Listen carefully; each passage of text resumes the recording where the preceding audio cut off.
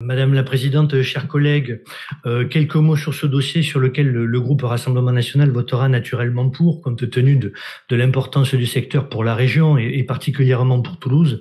Je ne reviendrai pas sur les chiffres qui ont été évoqués par mes collègues.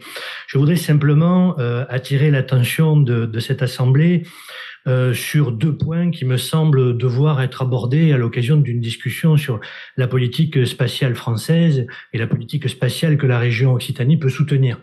Le premier concerne en fait l'évolution de ce secteur. Vous connaissez l'histoire de la naissance de la politique spatiale en France. Elle est particulièrement liée à l'action de l'État, puis elle a été européanisée. Et ce secteur subit une révolution considérable puisque aujourd'hui, ce sont des acteurs privés qui, je dirais, tirent le secteur vers le haut, vers une commercialisation nouvelle, comme c'est le cas d'Elon Musk avec évidemment son entreprise très intégrée dans une filière très verticalisée. Et de ce point de vue, on ne sent pas à la lecture de ce rapport la prise en considération de cette évolution vers le secteur privé, du secteur du développement spatial, sur lequel, à mon avis, on devrait s'appesantir. Et on devrait s'appesantir notamment parce que nos partenaires historiques dans le développement de l'aérospatial, les Allemands, eux, j'allais dire sur ce terrain-là, n'ont pas les deux pieds dans le même sabot. Et ils agissent dans le sens d'un développement, je dirais, d'entreprises privées en Allemagne qui joueront demain les pendants de ce qu'a réussi Elon Musk aux États-Unis. Et nous semblons être encore trop attachés à un développement étatique de ce secteur.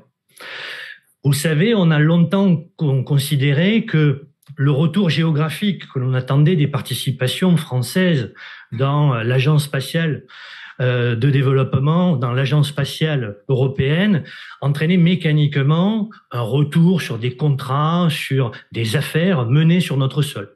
On s'est aperçu récemment que les Allemands, en augmentant leur tribut à l'agence spatiale européenne, avaient réussi à attirer à eux un certain nombre d'activités au détriment du territoire français, au détriment du territoire toulousain. Et de ce point de vue, je dirais que les 30 millions que la région considère comme important de mettre ne sont peut-être pas nécessairement à l'échelle de ce qu'il faudrait faire. Je vous rappelle simplement, pour mémoire, que nous dépensons 150 millions d'euros concernant l'avion vert. Et nous mettons simplement 30 millions d'euros sur le développement spatial.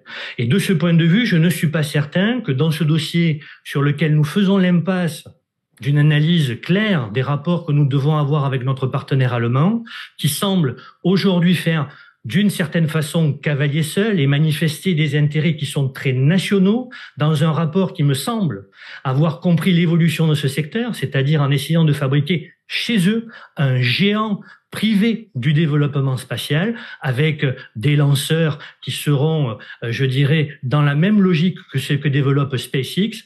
Nous jouons un peu petit bras. Alors, je ne voudrais pas que, à l'occasion de ce dossier, on se paye un peu trop de mots, on soit content d'afficher un logo, on soit content d'afficher un soutien, mais on passe à côté d'une discussion sur les vrais enjeux et on passe à côté aussi de l'échelle à laquelle il faudrait que nous soyons sur ce dossier. Je vous invite à une discussion sur ces sujets, mais évidemment, nous voterons pour cette affaire.